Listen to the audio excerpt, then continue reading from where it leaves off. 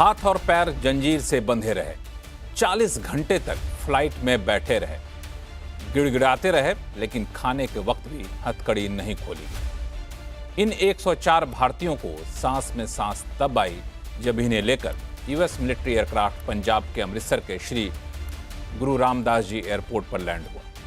गुनाह सिर्फ इतना था कि गैर कानूनी तरीके से वो अमेरिका में घुस गए थे। कोई अपराध करने नहीं, बल्कि बेहतर गुजर बसर के लिए।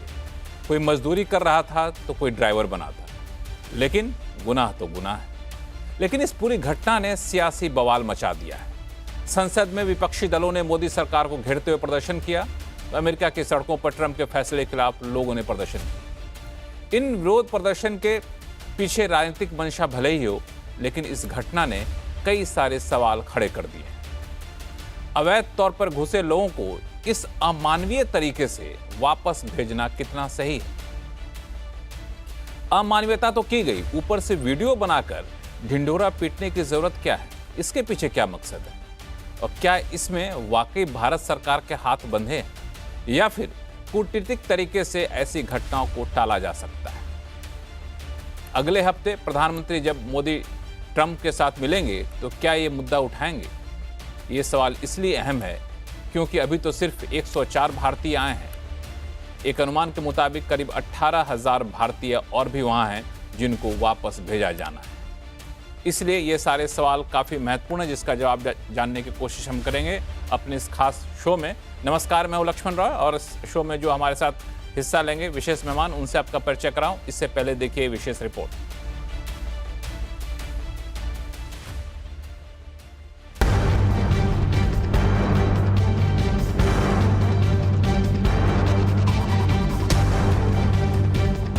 अमेरिका से 104 अवैध भारतीयों के डिपोर्टेशन ने देश भर में खलबली मचा दी है। संसद से सड़क तक अमेरिका से डिपोर्ट हुए भारतीयों की चर्चा गर्म है। अमेरिका से डिपोर्ट किए गए 104 भारतीयों को लेकर यूएस मिलिट्री का C-17 प्लेन 5 फरवरी को पंजाब के अमृतसर एयरपोर्ट पर उतरा था।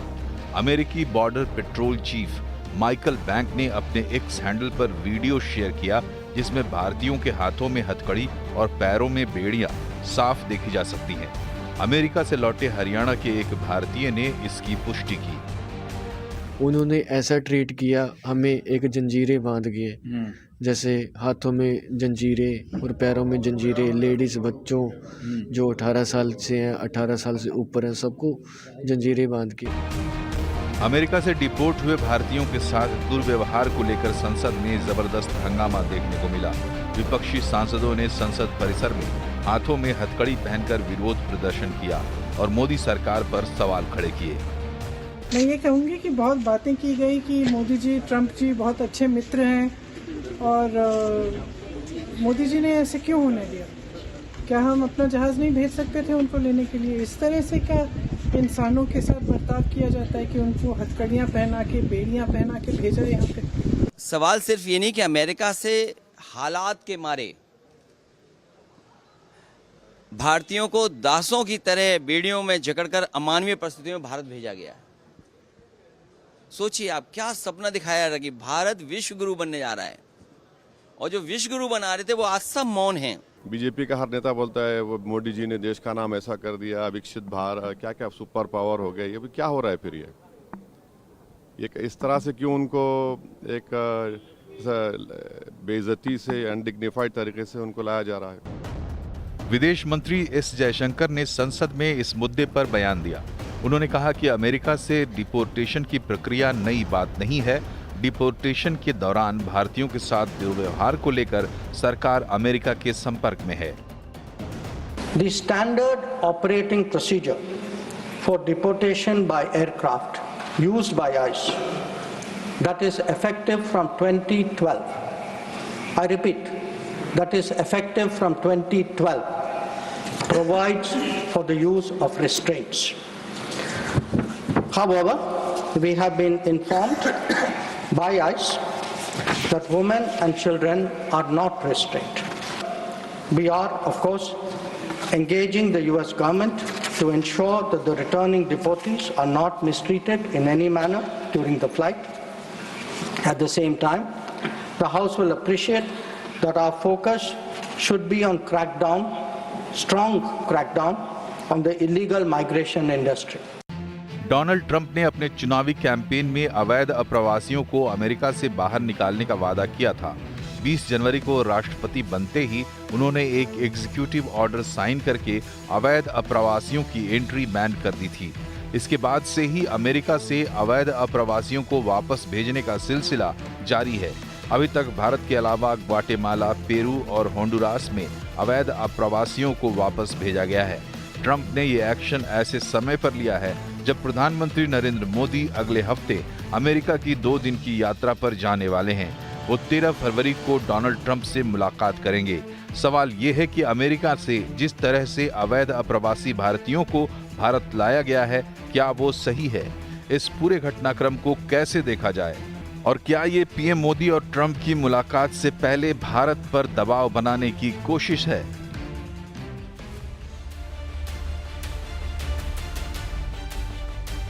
बिल्कुल, इन्हीं सारे सवालों का जवाब ढूंढने की कोशिश करेंगे। हमारे साथ जुड़ेंगे विशेष मेहमान, बीजेपी की प्रवक्ता चारू प्रज्ञा कुछ देर में जुड़ेंगी, कांग्रेस के प्रवक्ता पूजा त्रिपाठी जुड़ चुकी हैं, पूर्व डिप्लोमेट दीपक वोरा साहब हमारे साथ जुड़े हुए हैं, द न्यू इंडियन के एग्जीक्यूटिव एडिटर रोहन दोहा हमारे साथ जुड़ रहे हैं, वरिष्ठ पत्रकार नरेश कौशिक जी और इन वेंचर के मैनेजिंग पार्टनर अश्विनी कक्कड़ जी। आप सही मेहमानों का बहुत बहुत स्वागत है हमारे शो में। आप सभी को मेरा नमस्कार। शुरुआत में करना चाहूँगा दीपक वोरा साहब आपसे, इस पूरी घटना को आप कैसे देख रहे हैं? जिस तरीके से विश्व पटल पे भारत की मजबूती बढ़ती जा रही है, वैसे में इस तरह से भारतीयों को हाथों में बेड़ियां बांध करके लाया जाना और उसका वीडियो बना करके सार्वजनिक किया जाना।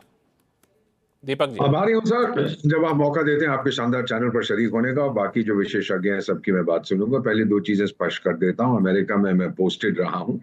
जब मैं 1982-85 में वहां पर पोस्टेड था तो उस टाइम पे भी हमने कुछ भारतवासियों को हमने वापस भेजा था। उनके हाथ को भी रिस्ट्रेन किया हुआ था क्योंकि उन्होंने कानून तोड़ा था भारत में और भाग गए, उनको एक्स्ट्राडाइट किया था। अब ये जो लोग भेजे जा रहे हैं, डोनाल्ड ट्रंप के बारे में ये बता देना, इसके भारत के विश्व गुरु होने या ना होने से कोई संबंध नहीं है। अमेरिका की पॉलिसी बड़ी क्लियर है, जैसे आपके विदेश मंत्री ने बताया था संसद में, कि जो इलीगल लोग हैं उनको डिपोर्ट किया जाता है। अब हमारे जो पार्लियामेंट में डिस्कशन हो रहा है उसके बारे में कोई चर्चा नहीं है, बट चर्चा यह है कि उनको बेड़ियां क्यों पहनाएगी, हथकड़ियां क्यों पहनाएगी। वो रिस्ट्रेंट के कारण पहनाई जाती हैं। जो साउथ अमेरिका में भी उनके लोग डिपोर्ट किए गए वो भी इसी तरह गए थे। सबसे पहली चीज ये होती है सर कि ये जो इंडस्ट्री है इलीगल इमिग्रेशन की इंडस्ट्री, इसको तोड़ना है, इसको बंद करना है, क्योंकि आप जानते हैं कि 40-50 लाख रुपया खर्च करके ये लोग चले जाते हैं अमेरिका। पहले ये जाते हैं लैटिन में, इक्वाडोर जाते हैं, पैराग्वे जाते हैं, यूरोप जाते हैं, फिर वहां से चलते चलते मैक्सिको आते हैं, फिर बॉर्डर पार करके अमेरिका चले जाते हैं। क्योंकि इनको बताया जाता है कि अमेरिका बस पहुंच जाओ, जितना पैसा आपने खर्च किया बहुत जल्दी आप उसको वापस ले लोगे, जो बिल्कुल सही नहीं है। सर, इनको ये भी बताया जाता है कि वो मिस लिबर्टी जो स्टैचू है ना, जो मूर्ति है न्यूयॉर्क हार्बर के बाहर, कि आपके जो गरीब हैं, जो लोगों पे जुल्म होते हैं, मेरे पास भेजो क्योंकि मेरे हाथ में मशाल है और मैं सुनहरे द्वार के पास खड़ी हूँ। सोचते हैं कि वहां सोना ही सोना मिलेगा जो ये बटोर सकते हैं। तो पहली चीज है, ये जो इलीगल इमिग्रेशन इंडस्ट्री है इसको बंद करना पड़ेगा और बहुत स्ट्रिक्टली भारत सरकार इस पर काम कर रही है। इलीगल इमिग्रेशन क्या होता है सर, मुझसे बेहतर कोई नहीं जानता। मैं आपको बता दूं सर कि सबसे ज्यादा इलीगल इमिग्रेशन पे मैं शो में आगे चर्चा करना चाहूंगा, चूंकि हमारे साथ इमिग्रेशन के हमारे साथ मैनेजिंग पार्टनर एडवेंचर के जुड़े हुए हैं, इनसे आओ। मैं आपके पास आऊंगा, इजाजत दीजिए मैं कंप्लीट कर लूं। मैं इतना कहना चाहता हूं, हम लोग जानते हैं क्योंकि 2 करोड़ तो इलीगल बांग्लादेशी भारत में है और बाकी मिलाओगे तो 3 करोड़ आसपास इलीगल इमिग्रेंट, सबसे ज्यादा हमारे देश में। So we know what it is. उस देश का कानून है और कानून का अगर आप उल्लंघन करेंगे तो फिर आपको सजा मिलेगी ना सर। इससे ज्यादा मैं क्या कह सकता हूं। बिल्कुल, हाँ बिल्कुल। चारू प्रज्ञा जी हमारे साथ जुड़ चुके हैं, भाजपा के प्रवक्ता हैं। चारू, ठीक है, कानून तोड़ा, उनके देश में घुस गए, लेकिन वापस भेजना था, ये पता था कि इन्होंने साइन कर दिया है वापस भेजने के कानून को, वापस आना है। तो भारत सरकार क्या डिप्लोमेटिक तरीके से इसको बाइज्जत वापस लेने के लिए कोशिश कर सकती थी? जैसा कि प्रियंका गांधी का बयान हमने सुनाया कि हम लोग क्या अपनी फ्लाइट नहीं भेज सकते थे? लक्ष्मण जी नमस्ते और धन्यवाद मुझे अपने शो पर बुलाने के लिए। देखिए, शर्म की बात ये है कि प्रियंका गांधी वाड्रा जब बयान देती हैं तो वो अपने बयानों के साथ तथ्यों का ख्याल नहीं रखती। फैक्ट ये है कि जिस तरीके से इस बार इन भारतीयों को वापस भेजा गया है, हर बार हर साल इसी तरीके से भेजा जाता है और हमारे एक्सटर्नल अफेयर्स मिनिस्टर ने आज इसको बहुत ही सिंपल सरल तरीके से संसद में समझाया है। मैं कुछ चीजें आपको बता देना चाहती हूँ।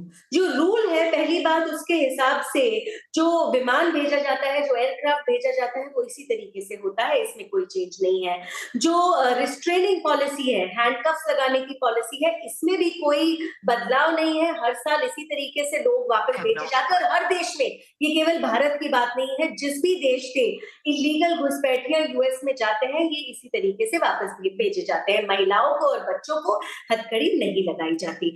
पिछले साल की अगर हम बात करें, केवल पिछले साल 1300 से भी अधिक भारतीय नागरिकों को वापस डिपोर्ट किया गया था। और सबसे बड़ी बात आज जो जयशंकर जी ने कही है वो ये है कि मोबिलिटी लीगल तरीके से होनी चाहिए। आप कानूनी तौर पर ही दूसरे देशों में जाएं और ये गैर कानूनी तरीके से जाना बिल्कुल ठीक नहीं है, घुसपैठियां बनकर जाना बिल्कुल ठीक नहीं है। और अगर हम एक प्रैक्टिकल तरीके से बात करें तो क्या है, इसी समस्या से हमारा देश नहीं जूझ रहा? क्या हम लोग अपने देश में फर्क नहीं समझाते रेफ्यूजी के बीच में और इलीगल इमिग्रेंट के बीच में?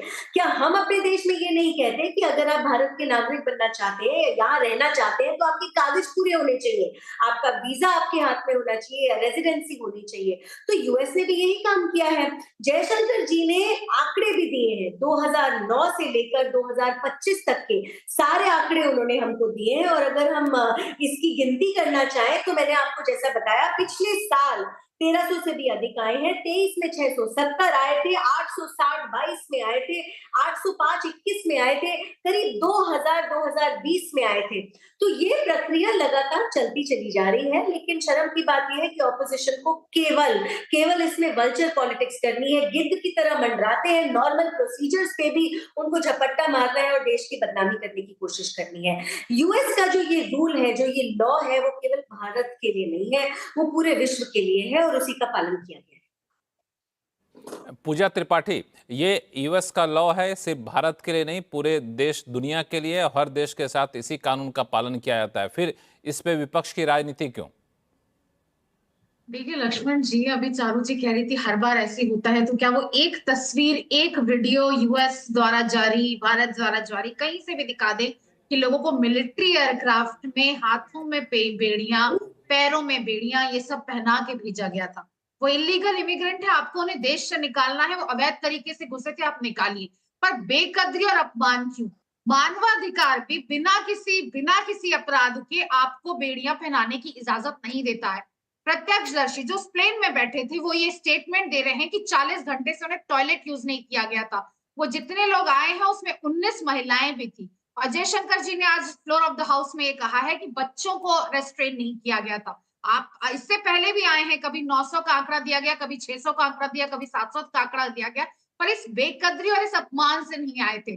कोलंबिया छोटा सा राष्ट्र है, उसके राष्ट्रपति गुस्तावो पेरोतो ने ये कहा कि इलीगल इमिग्रेंट कोई अपराधी नहीं है और उन्होंने मिलिट्री एयरक्राफ्ट को अपने देश में उतरने से मना कर दिया। ना वो 56 इंच के सीने की बात करते हैं, ना वो किसी ये बात करते हैं कि मैं ईश्वरीय अवतार से पैदा हुआ हूं।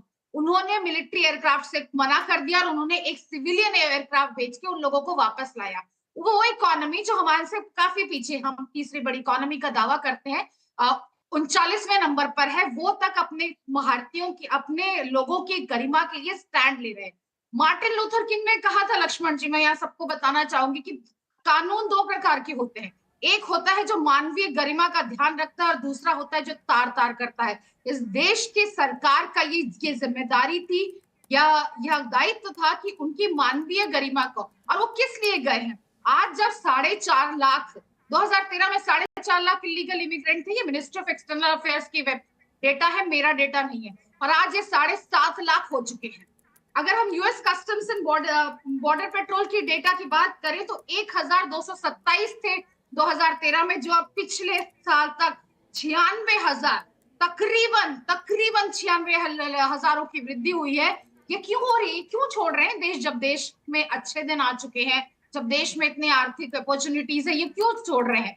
इन लोगों को यहाँ बेरोजगारी जितनी चरम पे, इनको रोजगार नहीं मिल रहा है। ये घर, जमीन, गहने बेचकर, ये सिस्टम के मारे हुए लोग हैं, उधार लेकर यहाँ पे जाते हैं, जो भी जाए टंकी रूप से जाए।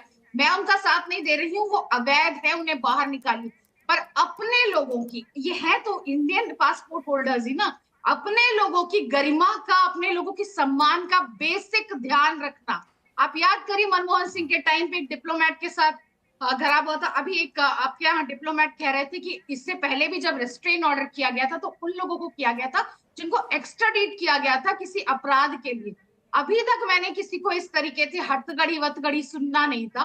तो मेरा चारों को जवाब देना मानवीय चाहती हैं गरिमा, पूजा, चारों को जवाब देना चाहती हैं चारों। देखिए, जब कांग्रेस की प्रवक्ता बोल रही थी, उन्होंने शायद यूपीए के समय लौटने वक्त लोगों के आंकड़े देखे नहीं या जानबूझ के सुने नहीं।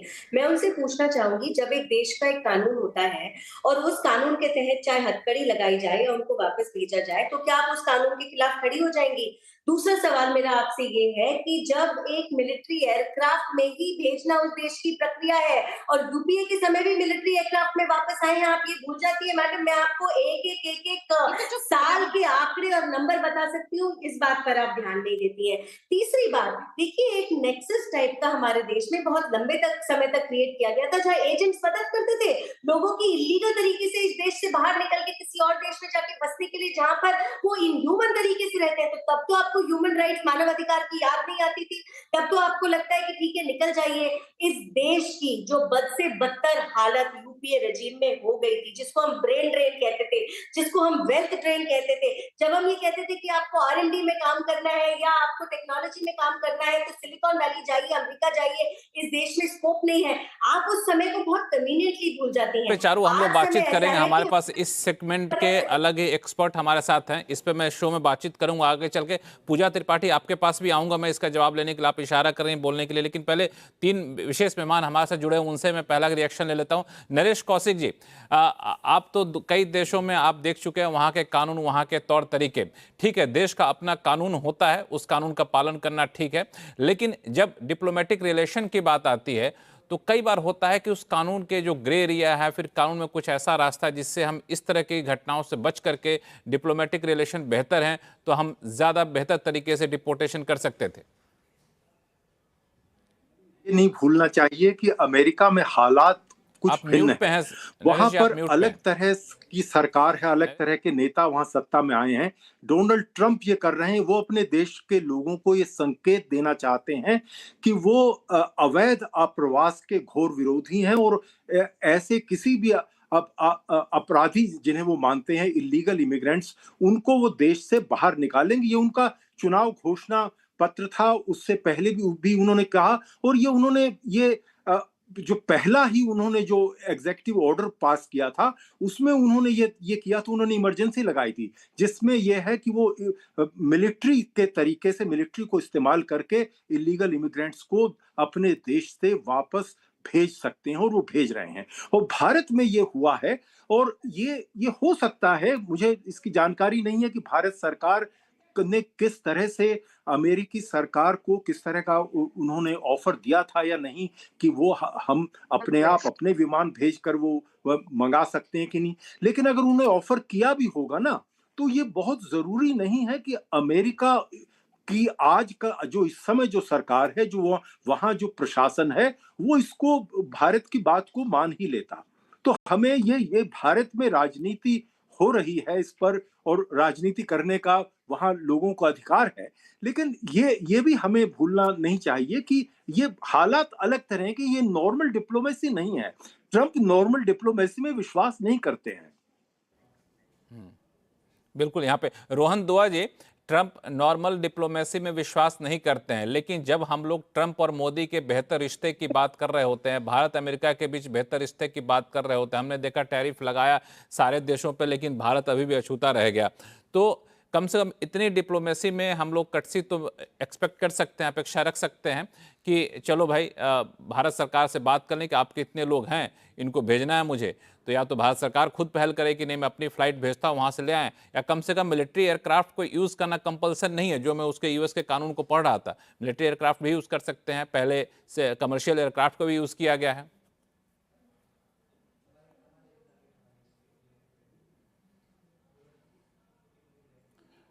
आप भी म्यूट पे हैं रोहन जी, रोहन दुआ साहब म्यूट पे हैं। सॉरी, मैं कहूँगा इसमें मेरे हिसाब से सिर्फ पहले हमें देखने चाहिए 3 पहलू। मैं 3 महीने बिता के आया यूएस चुनाव के दौरान, और आपको बताऊं कि टेक्सास से लेकर न्यू जर्सी से लेकर कैलिफोर्निया तक, या अगर अटलांटा से जाऊं मैं फिलाडेल्फिया तक, तो काफ़ी भारत के लोग वहाँ पे रहते हैं, और कुछ स्टूडेंट्स भी ऐसे हैं जो अनलॉफुली आज की डेट में वहाँ पे गाड़ियाँ चला रहे थे, उबर, जब मैं खुद वहाँ पे इलेक्शन चुनाव कवर करने गया। तो पहला जो पहलू है कि क्या वो अनलॉफुली रह रहे थे? जी बिल्कुल रह रहे थे, और अगर अनलॉफुली रह रहे हैं तो हर देश के पास में ये कानून है कि वो उस कानून के तहत या तो उनको अरेस्ट करे या वापस भेजे। तो दिक्कत किस बात की है? दिक्कत इस बात की है कि क्या वापस भेजा या बेड़िया लगा के वापस भेजा, ये मुझे अभी तक क्लियर नहीं हो रहा लोगों का, जो ऑपोजिशन में है या जो भी लोग इस बात की ऑपोजिशन उठा रहे हैं कि क्यों भेजा गया। तो क्यों ना भेजा जाए, जब हम अपने देश में ये कानून रखते हैं कि हमें रोहिंग्या मुस्लिम से उनकी इलीगल एंट्री से दिक्कत है और हम भी डेपोटेशन चाहते हैं, तो वो डेपोटेशन तो बाकी लोग भी वहाँ पे उस कानून के तहत आगे लागू करेंगे। दूसरी बात ये कि क्या हैंडकफ करना चाहिए था या नहीं करना चाहिए था। यूएसए ही एक ऐसी कंट्री है, अमेरिका एक ऐसी कंट्री है पूरे अगर मैं कहूँ ग्लोब में अगर मैं घूम लूँ, जहाँ पे कानून बहुत सख्त है। आपको याद होगा आज से 4 साल पहले जब जॉर्ज फ्लॉयड नाम के एक व्यक्ति को मर्डर कर दिया गया पुलिस ने, तो बड़े सारे क्वेश्चन मार्क, प्रश्न चिन्ह उठ गए थे कि ब्लैक आदमी पे क्यों गन चलाई गई। तो वहां पे तो सबसे पहले कॉम्बैटिव लॉ है कि अगर आप पुलिस को कम्बैट करने की कोशिश करते हैं तो आपको वहां पे या तो गोली चलाई जाएगी आपके ऊपर, या फिर आपको वहां पे कम्बैट किया जाएगा। तो मुझे ये नहीं पता कि कितनी दिक्कत हुई थी इन लोगों को डिपोर्ट करके वहां से ये बताने के लिए कि आप अनलॉफुल हैं और आप इस प्लेन में जाए, क्योंकि इनके बयान ये आए हैं कि हमें ये बताया गया था पहले कि हमें किसी कैंप में ले जाया जाएगा। तो वहां से दिक्कत स्टार्ट हो सकती है। लेकिन मैं सिर्फ ये कहूंगा कि क्या ऐसे हादसे डरावने नहीं है कि जहां पे आप दूसरे देश में आप अनलॉफुली रह रहे हैं और आपके पास में कोई ऐसे वेपन्स हो या आपके पास में कोई चीज हो, क्योंकि खालिस्तानी एलिमेंट्स भी कनाडा में हो या यूएसए में, उनकी गतिविधियां जो हैं वो डेंजरस रही हैं पिछले 5 से 10 सालों में, और उनकी रिपोर्ट्स चाहे वो सरी नाम के शहर कनाडा में आई हो या न्यू जर्सी में आई हो, वो रिपोर्ट्स आती रही हैं। तो ट्रंप एक नई सरकार लेके आए हैं, मुझे नहीं लगता कि उनके नए कानूनों पर, जो कि वो इतने पब्लिक सार्वजनिक तौर पे वो बयान बार बार दे रहे हैं कि मैक्सिको से वो टैरिफ इंपोज कर देंगे या चाइना पे वो टैरिफ इंपोज कर देंगे अगर इलीगल इमिग्रेंट्स को रोका ना गया। इंडिया पे तो वो कानून अभी तक उन्होंने लागू भी नहीं किया जो आप बता रहे हैं बात। तो अगर 100 से ऊपर वापस भेजे गए तो हमें तो उनको यहाँ पे वाहवाही देनी चाहिए कि उन्होंने डेपोटेशन करी है, उनको कम से कम अरेस्ट नहीं करा। नहीं तो इंडिया के लिए तो ये बहुत बड़ी प्रॉब्लम खड़ी हो जाती कि अगर वो अरेस्ट होते और उन परिवारों के लिए हमें यहाँ पे कोई लीगल एक्सपर्ट लेना पड़ता और उनको वापस लाने के लिए दिक्कत हो जाती। आज तो ट्रंप को हमें इस बात की बधाई देनी चाहिए कि उन्होंने सार्वजनिक तौर पे उनको वापस भेजा, चाहे अरेस्ट करके भेजा या जिस भी तरीके से भेजा, मगर वापस तो भेजा उनको। यहाँ पे रोहन दुआ जी, आप काफ़ी सीनियर जर्नलिस्ट हैं, हालांकि मैं थोड़ा सा आपकी बात से सहमत नहीं यहाँ पे दिखूंगा। ठीक है, वापस भेजा, अच्छी बात है, वापस भेज दिया, अपने खर्चे पे भेजा, चलिए थोड़ी देर के लिए मान लिया कि आपने मिलिट्री एयरक्राफ्ट से भेज दिया, लेकिन ये कोई आतंकवादी तो थे नहीं। 104 लोगों के पैसेंजर थे, 104 लोग डिपोर्ट किए गए, जिसमें महिलाएं थी, बच्चे थे। 40 तो आपको यूएस एयरफोर्स के वहाँ पे पर्सनल थे। अब 104 लोगों में 40 यूएस एयरफोर्स के पर्सनल हैं। अब वो क्या कर लेंगे वो 104 लोग वहाँ पे, जब एयरक्राफ्ट में बंद हो गए। अब खाने के टाइम में भी उनकी बेड़ियाँ नहीं खोली जा रही हैं। ठीक है, कानून है, लेकिन एक मानवता भी तो एक तो चीज़ होती है। कानून जहाँ तक मैंने पढ़ा, चूँकि जब से खबरें आई तो मैं इनके रिसर्च कर रहा था, जो इनका पूरा ये है गाइडलाइंस है, उसमें लिखा गया है कि रीजनेबल एफर्ट्स लगाएंगे आप सामने वालों को रोकने के लिए। रीजनेबल एफर्ट्स क्या होगा वो आपका विवेकाधिकार होता है। तो ये एक इशू है जिस पर मैं आगे शो में चर्चा करूँगा, लेकिन काफ़ी देर से अश्विनी कक्कड़ जी हमारे साथ इंतजार कर रहे हैं, उनका कमेंट लेता हूँ, फिर आप लोगों के पास आऊँगा। एडवेंचर के मैनेजिंग पार्टनर अश्विनी कक्कड़ जी, इस पूरी घटना ने माइग्रेशन के तौर तरीके पर बड़ा सवाल उठा दिया है। सही बात है भारती जी, ऐसा है कि इसमें कई सारे प्रश्न उठ के आते हैं। एक तो प्रश्न ये है कि ये लोग ट्रैफिकर्स के साथ मिलके ये पूरा कारोबार होता है। ये जो कारोबार है लोग अपनी जीवन की पूंजी लगा के और जान दांव पे लगा के और ये सब करके यूनाइटेड स्टेट्स या यूरोप वगैरह में माइग्रेट करने की कोशिश करते हैं। अब देखिए, जो गलत काम है वो गलत ही है, चाहे आप उसको गलत मीन्स यूज करें या गलत काम करें या उसके गलत लोगों के साथ करें। तो आई थिंक ये सब चीजें हमें ध्यान में रखते हुए ये एक नजरिया जरूर रखना चाहिए कि देखिए, जो ट्रैफिकर्स हैं वो गोली भी मार देते हैं, जो ट्रैफिकर्स हैं उनका कुछ थोड़ा बहुत इधर उधर होता है तो वो लोग पुलिस के या मिलिट्री के अगेंस्ट भी अपने अपनी कार्रवाई कर लेते हैं जैसे उनको करना होता है। और वो इन लोगों को बहका के, इनसे पैसा लेके और इनको वो जैसे कहते हैं डोंकी रूट से ले जाके और कनाडा से ले जाके कितने लोग हमारे मर चुके हैं। अभी तो ये तो ट्रैफिकर्स हैं, इनकी तकदीर अच्छी है, ये पहुंच गए, इनकी तकदीर ये भी अच्छी है कि ये वापस भारतवर्ष में डिपोर्ट हो गए। तो एक नजरिया तो ये है कि ये बहुत अच्छे किस्मत वाले लोग हैं। और दूसरी ओर आप देखें कितने हजारों लोग हर साल मर जाते हैं बेचारे। कनाडा में ही अभी एक हादसा हुआ था जहां एक पूरी फैमिली फ्रीज हो गई थी और डेथ, मतलब इतनी ठंड थी कि वो बर्दाश्त नहीं कर पा रहे, फ्रीज हो गए थे। ये बहुत बड़ा मुद्दा है। और की बात ये है कि military plane is also territory of the United States of America, है ना। तो एक उनका कारण मिलिट्री प्लेन से भेजने का ये भी हो सकता है। देखिए, मैं इतना जानकार नहीं हूं कि मैं दावे से कह सकूं। नहीं, इस पे मैं दीपक वोरा जी के पास जाऊंगा, ये बहुत ही टेक्निकल मामला है, दीपक वोरा जी समझाएंगे, लेकिन अपनी बात आप पूरी कर लीजिए। अगर कमर्शियल प्लेन में आए तो वो इंटरनेशनल टेरिटरी हो जाती है, मगर अगर आप military plane of United States में आए तो वो स्टिल अमेरिकन टेरिटरी है, American laws will apply and so on and so forth. बिल्कुल। दीपक वोरा साहब, ये एक बड़ा सवाल उठ रहा है कि ठीक है, आपने डिपोर्ट कर दिया, हाथों में बेड़ियां लगा कर दिया, लेकिन यूजुअली कमर्शियल फ्लाइट या चार्टर्ड फ्लाइट से आते थे, लेकिन ये मिलिट्री फ्लाइट एयरक्राफ्ट के जरिए भेजा जाना, ये क्या देश की सॉवरेनिटी के ऊपर वाकई एक सवाल उठाता है या फिर ये नहीं, एक प्रैक्टिस रहा है पहले भी? आपसे समझना चाहूंगा, क्योंकि आप तो कई देशों में रहे। अगर आप सिविल एयरक्राफ्ट की बात कर रहे हैं, मैं जर्नलिस्ट साहब जो हमारे हैं बहुत वरिष्ठ हैं, उनकी इज्जत करता हूं। सिविल एयरक्राफ्ट अगर भारत का है या चाइना का है या अमेरिका के, वो भी उसकी टेरिटरी माना जाता है। जब दूसरे एयर स्पेस पे जाता है उसकी वायलेशन नहीं होती, बिकॉज वो उस देश का रजिस्टर है। लेकिन इस बार ये जो मिलिट्री एयरक्राफ्ट का इस प्रयोग किया है, ये बताना चाहते हैं पूरे देश को, सर इनकी कंस्टिट्यूएंसी जो है वो व्हाइट अमेरिका है, वो मिडिल अमेरिका है, वो सदर्न अमेरिका, बाइबल बेल्ट जो हम कहते हैं। ये बताना चाहते हैं कि मैं इलीगल इमिग्रेशन को टॉलरेट नहीं करूंगा। इन्होंने याद रखिए कि एग्जीक्यूटिव ऑर्डर साइन किया था पहले दिन कि फौज को भेजा था मेक्सिको के बॉर्डर पे, जबकि फौज का काम नहीं है, वो कस्टम्स और बॉर्डर प्रोटेक्शन का काम। उन्होंने कहा मैं इतना सीरियस हूं इसको रोकने के लिए, मैं आर्मी को भेज रहा हूं। इसीलिए वो दुनिया को, अपने जो कंस्टिट्यूएंट्स हैं जो उनके मतदान करते हैं, उनके लिए मत करते हैं, उनको बताना चाहते हैं कि मैं बहुत सीरियस हूं इसके बारे में। जो ये लोग आते हैं लीगली बदमाशियां करते हैं, बलात्कार करते हैं, चोरियां करते हैं, डाके करते हैं, ड्रग स्मगलिंग करते हैं, मैं इसको बर्दाश्त नहीं करूंगा। और ये संदेश, लेकिन सिर्फ एयरक्राफ्ट ही नहीं था वोरा साहब, उनके 40 एयरफोर्स पर्सनल भी थे साथ में। ये कोई बात नहीं है कहने के लिए, क्योंकि एयरक्राफ्ट की मेंटेनेंस के लिए लोग होते हैं। कुछ लोग इतनी देर फ्लाई करके 40 घंटे अगर आप कह रहे हैं तो सारे एक पायलट 40 घंटे तो नहीं उड़ाएगा ना सर, तो प्लेन गिर जाएगा।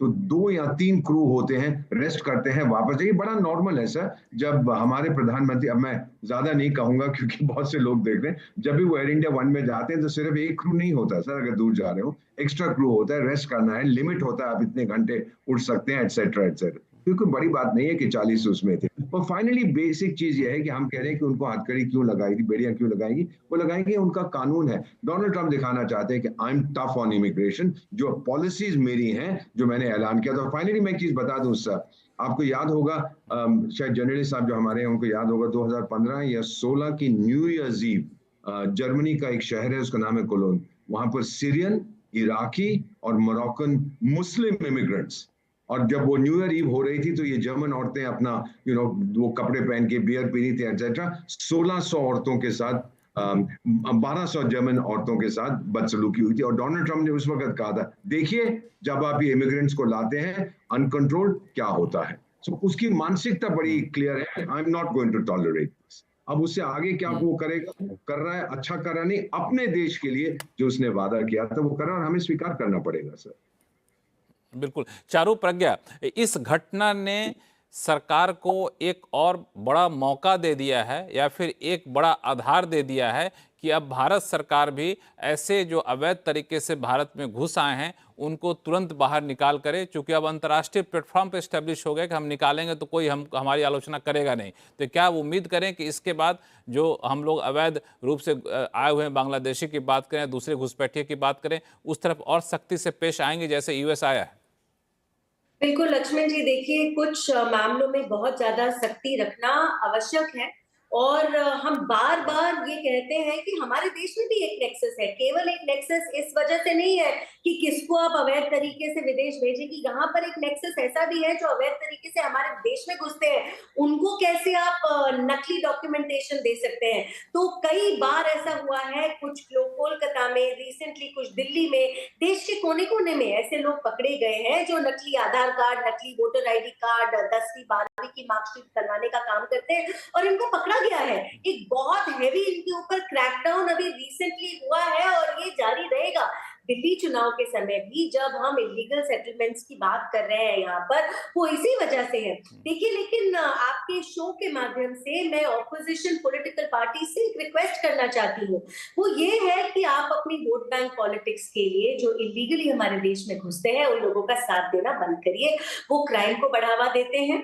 उनके देश में आने की वजह से, जैसे दिल्ली का वापस मैं उदाहरण लेती हूँ, हमारे देश के रिसोर्सेज पे स्ट्रेन बढ़ता है और ओवरऑल ये हेल्थ ऑफ द नेशन के लिए, नेशनल सिक्योरिटी के लिए बहुत डेंजरस चीज हो जाती है। बहुत बार हमने देखा कि इन चीजों को सहारा देने वाले पॉलिटिकल लोग ही होते हैं, जैसा वेस्ट बंगाल में कुछ टीएमसी के एमएलए पाए गए। पूजा त्रिपाठी, कोई आपकी अपोजिशन पार्टी है यहाँ पे, हमारे शो में है पूजा त्रिपाठी है, कांग्रेस की प्रवक्ता है। पूजा, अब तो आप विरोध नहीं करेंगे ना जब यहाँ पे अवैध रूप से घुसपैठियों को बाहर भेजा जाएगा? अब आप विरोध नहीं करेंगे ना जब एनआरसी लागू किया जाएगा? देखिए, चारू जी भूल रही है कि 10 साल से इनकी सरकार है और थर्ड टर्म पे ये जा रहे हैं। तो जब ये कह रही है कि यूपीए की फेलियर्स के कारण, मैंने अभी आपको आंकड़े दिए कि 50% वृद्धि हुई है इलीगल रूट से सिर्फ यूएस में घुसने वालों की। 7.5 लाख आज यूएस ने ये आंकड़े जारी किए कि वो इतने लोगों को बाहर भेजेंगे। मुझे दिक्कत ट्रंप की पॉलिसी से नहीं है। ट्रंप अपने डोमेस्टिक वोट बैंक पॉलिटिक्स के लिए बिल्कुल सही संदेश दे रहा है कि मिलिट्री एयरक्राफ्ट में बेड़ियां करके, पर आपकी कूटनीतिक बार्गेनिंग पावर कहाँ है? आपने नमस्ते ट्रंप का इतना भयंकर, इतना शोशा वाला इवेंट किया था। आप हर इवेंट पे ये क्लेम करते हैं कि माय फ्रेंड डोनाल्ड है, और उसके बाद आपने, मैंने अभी कोलंबिया के राष्ट्रपति का एग्जांपल दिया, आप इतनी सी एक रिक्वेस्ट, इतना सा एक कर्टसी नहीं करते।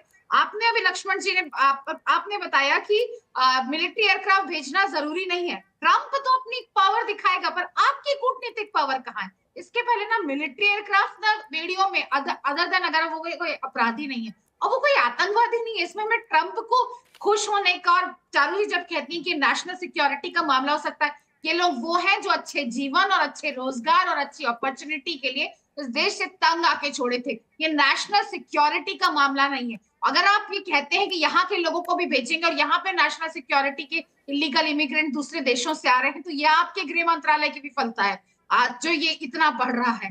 तो ये बात ये भूल जा रही है और ये यूपीए की बात करिए। बात यूपीए की कहाँ से आ जाती है? मैं जब कह रही हूँ 1226 से लेकर 96,000 की इलीगल। पूजा जी, आपने मेरे सवालों का जवाब नहीं दिया।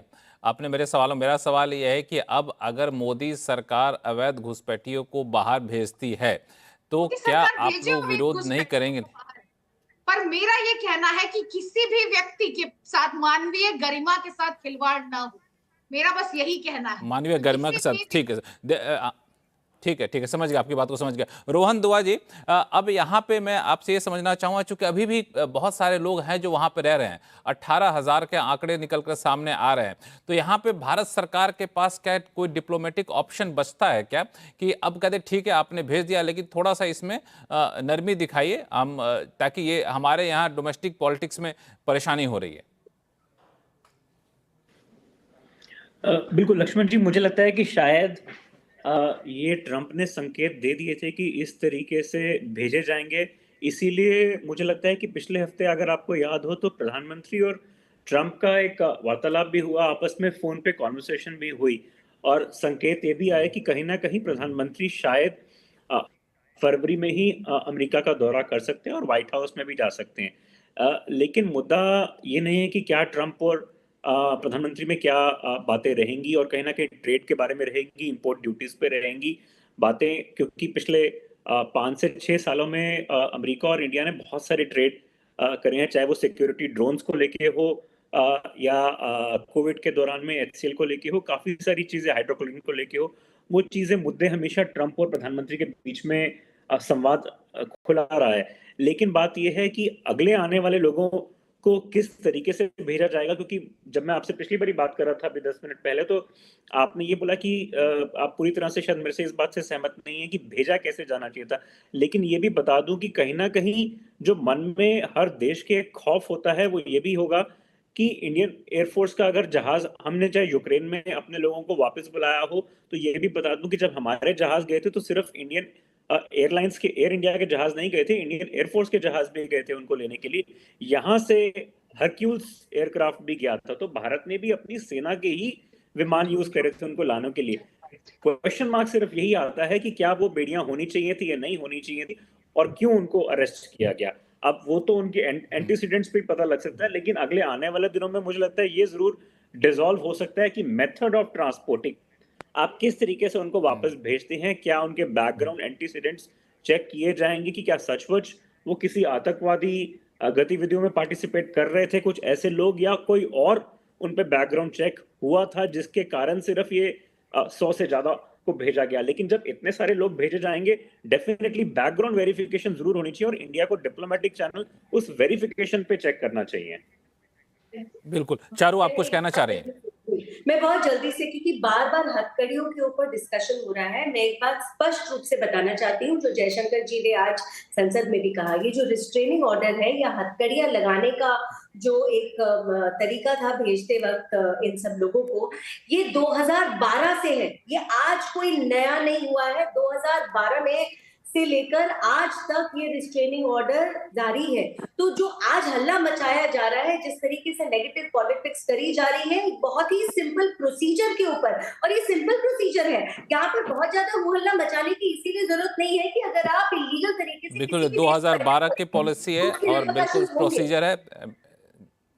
नरेश कौशिक जी, कुछ आप जोड़ना चाह रहे थे? ये जो हथकड़ियों वाला मामला यहाँ गंभीर दिखता है, लेकिन वो उन्होंने सुरक्षा की दृष्टि से अपने विचार से ये किया है, लेकिन इसका मतलब ये नहीं है कि ये इस तरह का हम संकेत नहीं दे सकते कि इसमें कुछ लोग ऐसे होंगे जो कि कोई खतरनाक किस्म के होंगे या आतंकवादी गतिविधियों में शामिल होंगे। ये बात तो अमेरिका ने भी नहीं कही है।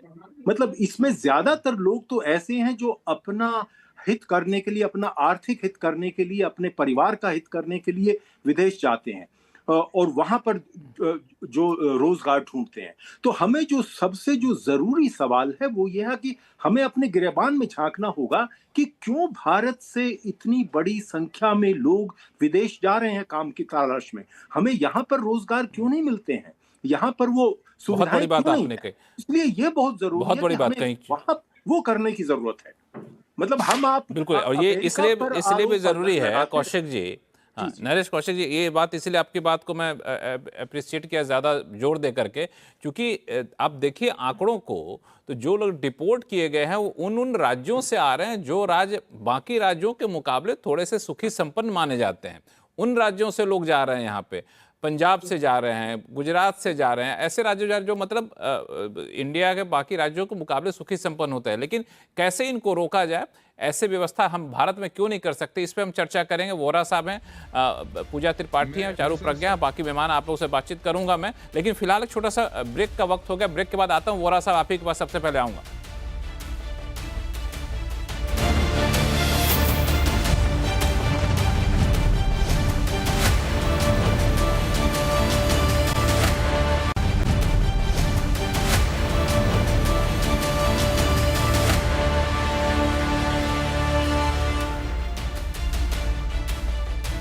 ब्रेक के बाद एक बार फिर से आपका स्वागत है। आप देख रहे हैं आवाज़ अड्डा और हम लोग चर्चा कर रहे हैं कि जो डिपोर्टेशन हुआ है यूएस से वो तौर तरीका कितना सही, आगे इसको कैसे रोका जा सकता है। चारू प्रज्ञा, मैं आपके पास आऊँगा, उसके बाद फिर मैं बाकी मेहमानों के पास जाऊँगा।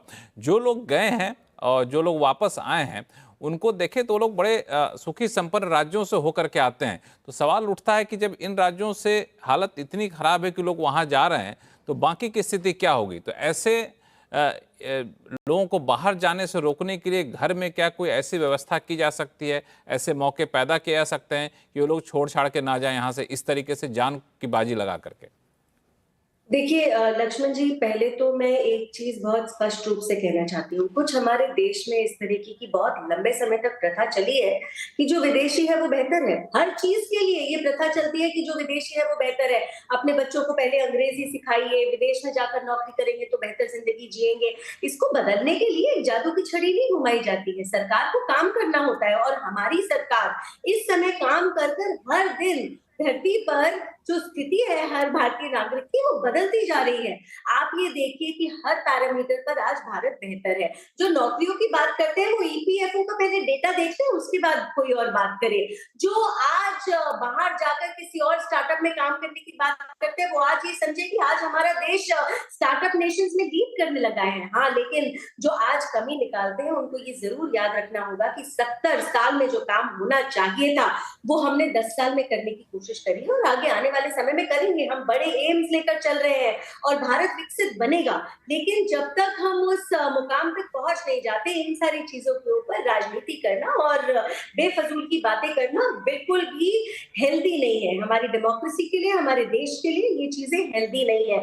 बार बार जिन इश्यूज के ऊपर उंगली उठाई जा रही है, आप मुझको ये बताइए आज की तारीख में भी, और आम आदमी पार्टी का तो यहाँ पर कोई है नहीं डिबेट में, लेकिन मैं फिर भी बोलूंगी, जो शिक्षा शिक्षा शिक्षा बोलते हैं वो अपने बच्चों को पढ़ने के लिए विदेश क्यों भेजते हैं, जो खुद सरकार में है। तो जब तक ये स्थिति बदलेगी नहीं, हो सकता है एक लंबे सिलसिले तक ये चलता जाएगा। लेकिन आप नंबर्स भी तो देखिए ना, पिछले साल कितने आए थे, उससे पिछले साल कितने आए थे। 4000 से भी अधिक लोगों को डिपोर्ट करके भारत भेजा गया था 2009 से 2014 तक। वो जो 5 साल की यूपीए थी, उस 5 साल में 4000 से ज्यादा लोगों को वापस भारत भेजा हुआ था। तब तो किसी ने कोई आवाज नहीं उठाई। आज आपको ऐसे लगता है कि आप मोदी सरकार के ऊपर अब कुछ आरोप लगा रहे हैं, इसीलिए आप इन सब बातों में बात करेंगे, तो ये बहुत ही अनफेयर है और ये गलत तरीका है। बिल्कुल अनफेयर है, बहुत ही गलत है। पूजा त्रिपाठी, छोटा सा कमेंट दीजिए, फिर बाकी वक्ताओं के पास जाऊंगा मैं। लक्ष्मण जी, चारू जी का साधुवाद कहूंगी कि उन्होंने कहा था कि सरकार काम करेगी, तो ऐसा नहीं होगा। कुछ दिनों पहले की बात है, छोटी सी बात बोलूंगी। 2022 में मिनेसोटा कनाडा बॉर्डर पे 5 लोगों की फैमिली जम के मर गई थी। गुजरात की 5, जिसमें 3 महीने का बच्चा भी था। पर यहाँ पे बात, आप 10 साल से पावर में हैं, आप इतने लोग जड़ रहे हैं, 50% की वृद्धि हो गई, 90,000 लोग ज्यादा डिपोर्ट हो रहे हैं। आपने इस नेक्सस को तोड़ने के लिए किया क्या? ये जो सारी 5 लोगों की फैमिली जो जिन्होंने 2.5 करोड़ रुपए खर्चा करके एजेंट्स को देकर वहां पर गए थे, 2 लोगों को यूएस गवर्नमेंट ने, यूएस सिर्फ डिपोर्ट नहीं कर रहा है, यूएस गवर्नमेंट ने ह्यूमन स्मगलिंग के रूप में ट्रायल किया और 20 साल की सजा सुनाई है। लेकिन सरकार में, यहाँ भारत में राजेंद्र सिंह नाम के जिस एजेंट ने इनको किया था, उसका आज तक कोई एक्शन नहीं हुआ। तो यही बताता है इस सरकार की छोटी सी घटना है, और ऐसी लाखों घटनाएं। आज जब 7.5 लाख लोग डंकी रूट से वहां पहुंचते, पता नहीं कितने मर जाते। लोग अपना जीवन जोखिम में डालते हैं, अपने घर बार जमीन गहने बेचकर, इसलिए ताकि शायद उनको एक सपना दिखाया जाता है कि बेहतर सुविधाएं होंगी। यहाँ पे बेरोजगारी से, यहाँ पे हालांकि पता नहीं, यहाँ पे आपको मैं रोकना चाहूंगा। यहाँ पे दरअसल जो लोग जा रहे हैं ना, पता नहीं उतने भी गरीब हैं कि नहीं, इस पे मुझे शक है। क्योंकि जो लोग जा रहे हैं खुद कह रहे हैं कि किसी ने 40 लाख रुपए खर्चे किए, किसी ने 50 लाख किए, किसी ने 90 लाख रुपए किए।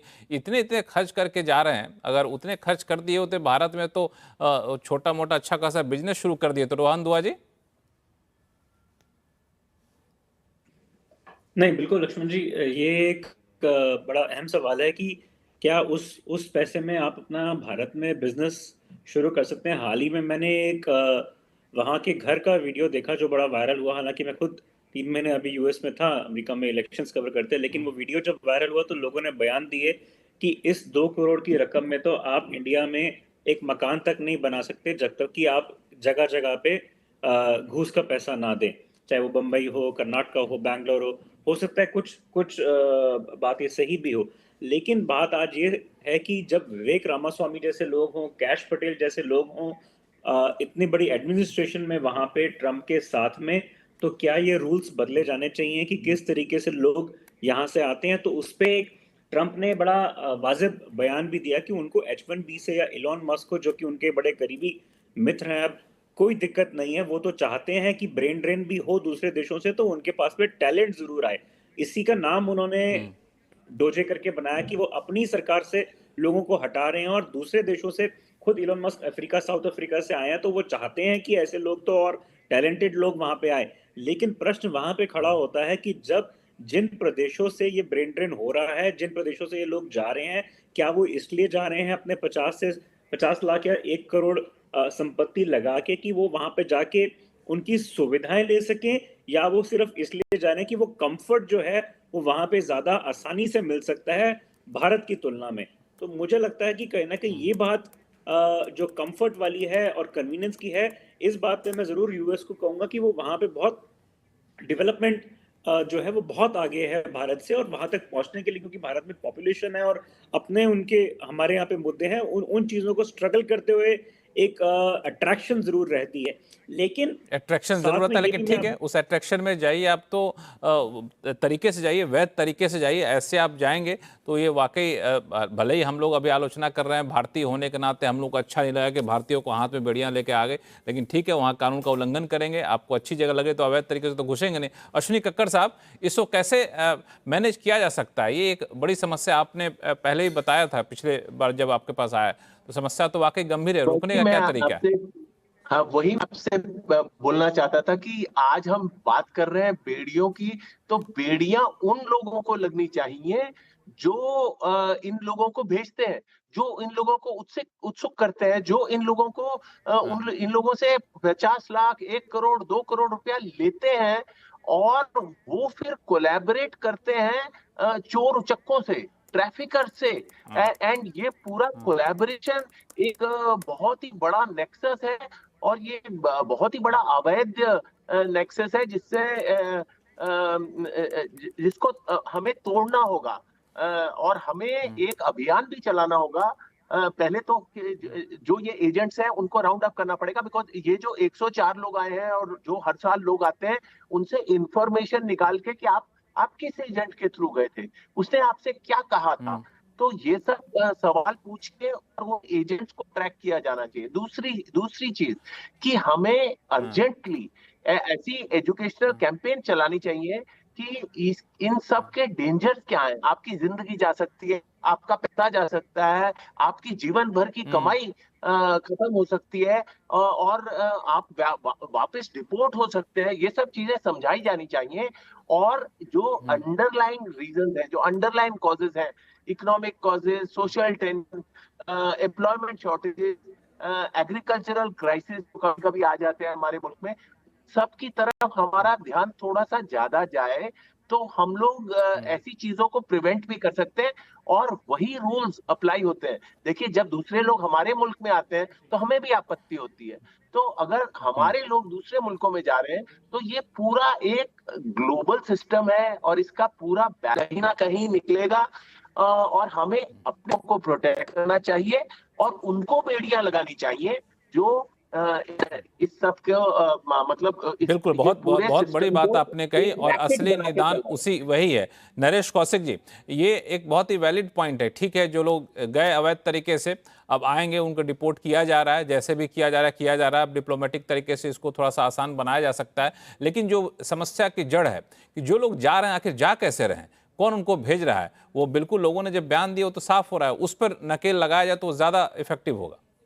देखिए, मैं ब्रिटेन में रहता हूं, और वहां पर भी एक बहुत बड़ा ये रैकेट है। बहुत सारे लोग तो स्टूडेंट के जरिए से बहुत सारी जाली यूनिवर्सिटीज खुली हुई हैं, जो मैं तो उनको यूनिवर्सिटी नहीं दुकान कहूंगा, और वो भारत में उन्होंने एजेंट रखे हुए हैं, और वो इन भारत से, खासकर पंजाब और हरियाणा से तो स्थिति ये है कि ब्रिटेन की कुछ अच्छी यूनिवर्सिटीज ब्रिटेन और हरियाणा के स्टूडेंट्स को एडमिशन नहीं दे रही हैं, उनको दाखिला नहीं देती हैं, क्योंकि उनको लगता है ये जाली स्टूडेंट्स हैं, ये वहां पढ़ने नहीं आ रहे हैं, ये वहां बसने आ रहे हैं। तो ये बहुत जरूरी है। मैं ऐसे बहुत से लोगों से मिल चुका हूं जो बताते हैं कि हम तो यहाँ अब आ गए, हम कोशिश करेंगे कि यहाँ से जाए नहीं। आए वो बाकायदा एक अवैध तरीके से नहीं है, वैध तरीके से आए हैं, लेकिन वो आए हैं ये सोच कर कि वापस नहीं जाएंगे। और उन लोगों को भी यही एजेंट फुसला के भेजते। तो ये जो एजेंटों वाला जो मामला है, ये इंटरनेशनल रैकेट है, ये सिर्फ भारत में नहीं है, पूरी दुनिया में है। और इनके एक दूसरे से जो है तार जुड़े हुए हैं।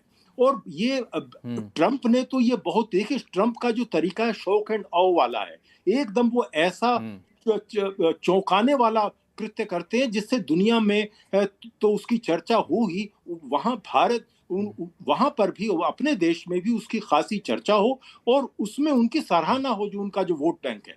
और मैं ये भी कहूंगा ये वोट बैंक उनका सिर्फ ये वाइट अमेरिकन यानी सिर्फ गोरे लोगों तक सीमित नहीं है।